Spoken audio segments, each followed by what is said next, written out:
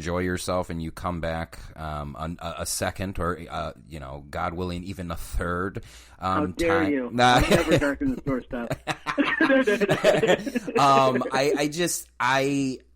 I like to nerd out on the second and thirds and fourth. I really like to get heavy into the technical aspect. But I do, for having so many hands, you personally having so many hands in the making of this project, because not all directors can say that. Sometimes, they're working off of somebody's script, and you learned editing on this film, so it's like you were literally the architect on this. So before we get to how we got there, what was it? I know Michael said '89 Batman unequivocally. That's what wanted him to, or what made him want to get into film. Yeah. For you, do you remember a specific moment where you were just like, I want to tell stories for a living. I want to entertain for a living. Yeah. So I've answered this question a few times, but I'm actually going to unpack it a little bit.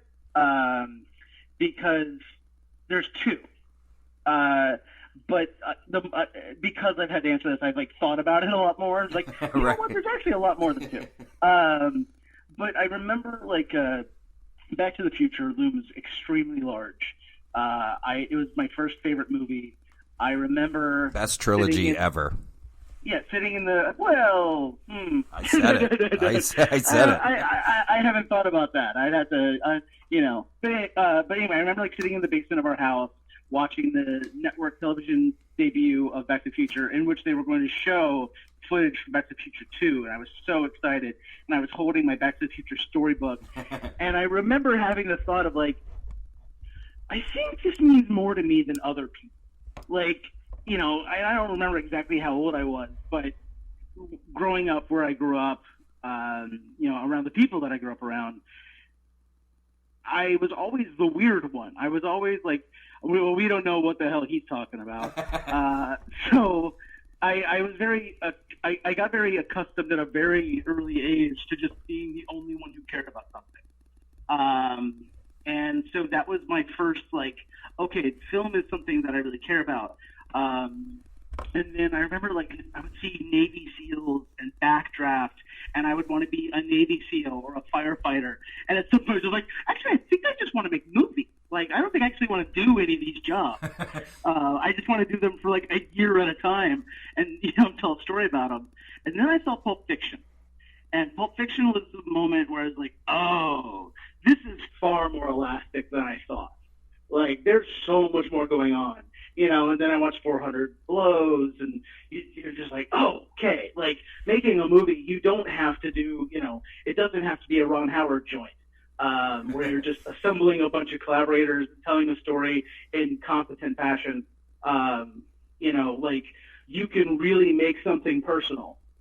And so that's kind of what set me on the path. And then in my, I want to say I was 30, in my early 30s, I was in a very bad place, and I wrote a script to stave off a nervous breakdown, and it was the first time I'd written something since I'd been a film journalist and had been kind of reconsidering film in this, because nothing will change your perspective on film attending film festivals. People people are like, oh, I see really bad movies. It's no, you see movies that get distribution. You have not seen a truly bad movie until you've seen the ones that don't get distribution. That's very right. That's so true, man. Yeah. And so, but yeah, I remember writing that script, and it did feel like I was fighting for my life, which is a very dramatic thing to say. But getting done and just for the first time, I'd gone through my phases of wanting to write like Kevin Smith and Paul Thomas Anderson and Aaron Sorkin, and this was the first time I was like, okay, this is mine. This is the thing that only I can do. All right. Yeah.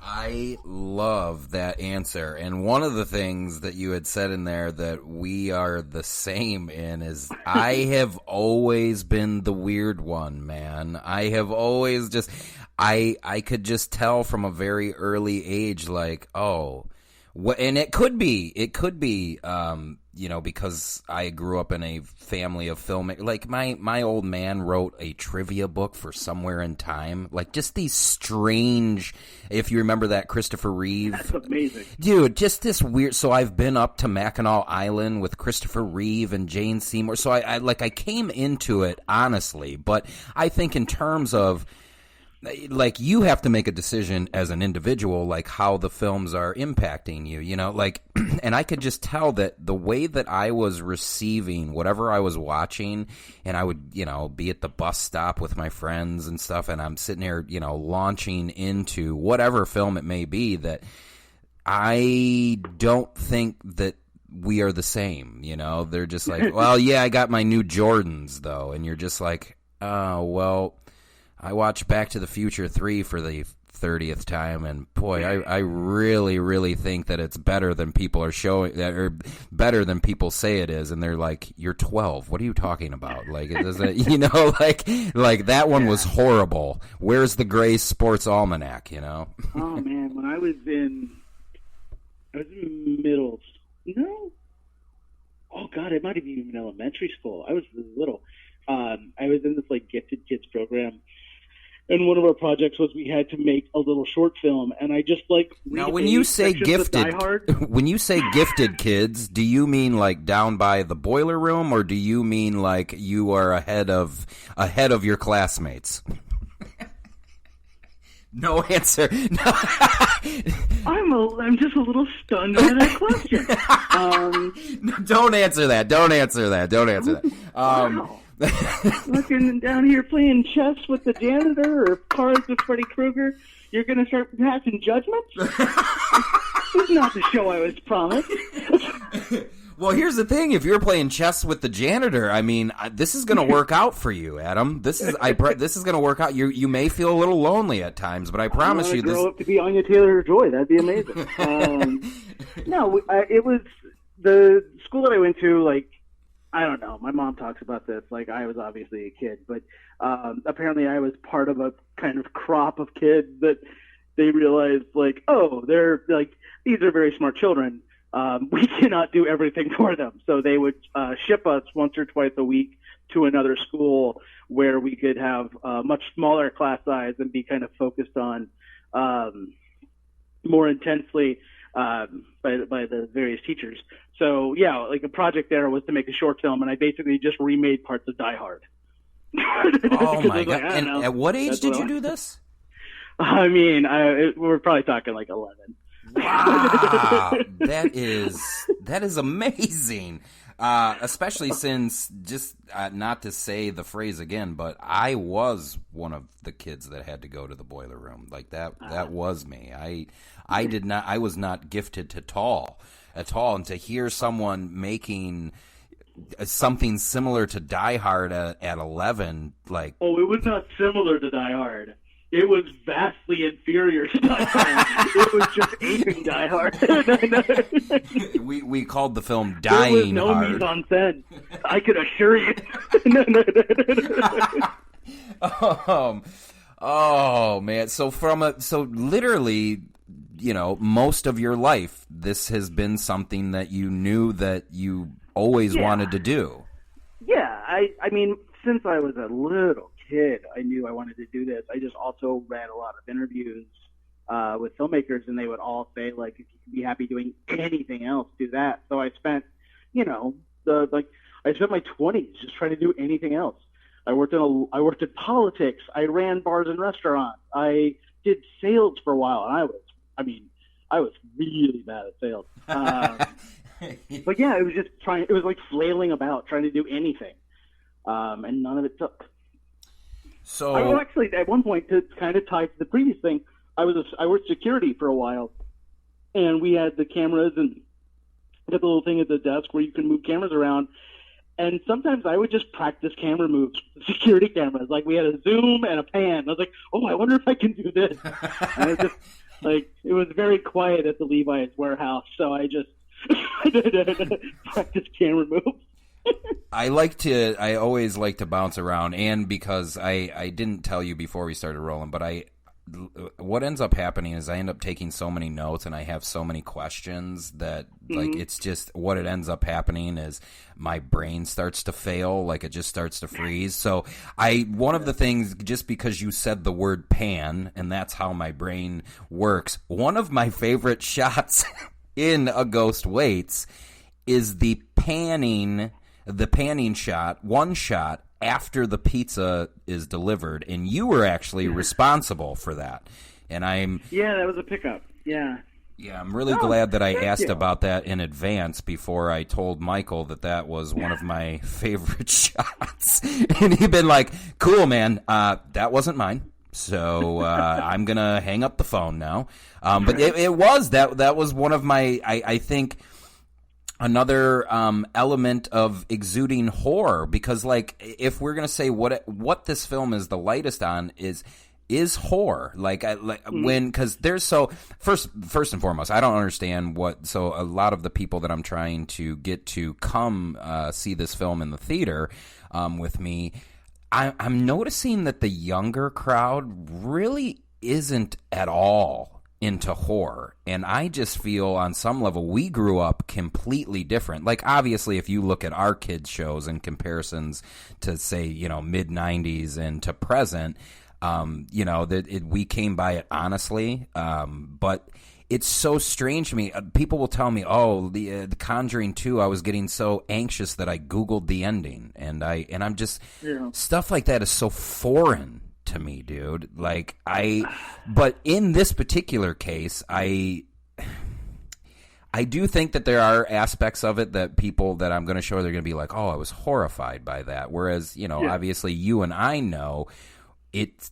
To me, I don't view it so much as a horror aspect as I do as a effective tool to communicate with the audience. I know that doesn't make any sense, but what I would say is that I think the trepidation amongst younger generation, who I think are actually are great hope for the future, to be honest. They're so much more aware of exploitative behavior and language than we were at their age. And I think a lot of it comes from that, because especially in modern horror, exploitation is what it's about. It's all about shock, and it's all about jumping, and it's all about gotcha. And what I would say to if you're wanting people to watch this, is it's much more of a classic horror kind of thing, where it's about dread and it's about recognizing something within yourself that scares you, and much less about gotcha. Right. Like Lights Out, that kind of ruined everything in terms of jump scare. I after I got done watching Lights Out, I was like, you can never do a jump scare movie again. Or if you do have jump scares in your movie, they're going to not fall flat on their face, but they're going to be far less effective, because we have a literal 90 100-minute movie about solely that. And I almost, I remember walking out of the theater that when I was kind of annoyed, because I was like, well, thanks for ruining it for everyone else. Jump scares are like any other piece of the cinematic language. They can be misused and they can be used very well. Mike Flanagan's Haunting of Hill House has the greatest jump scare of all time to me, because it's so rooted in character. Which so when one? It happened, 9th episode when they're in the car. Okay. Yep. Yeah. When it happened, I remember I jumped, and then I immediately just started cackling and clapping, because I was just you pulled something off there. That is the platonic ideal of jump scare to me. It's like anything else. You tie it to character, you tie it to emotion, it feels a lot better, versus you do it just to do it with no second thought, and it's an empty experience. Yeah, that's what I was going to say. Or you do it just to do it, and it falls flat on its face, and nobody cares. So, right. So with A Ghost Waits, let's kind of go back to the beginning, the very beginning, the early stages of when... Sunday, November 26, 1978. I gotta think, like, you know, from at least one wannabe writer to another accomplished writer, do you remember when you started kicking this idea around, or what prompted you? What was kind of like the beginning experience of this? Like, did it start out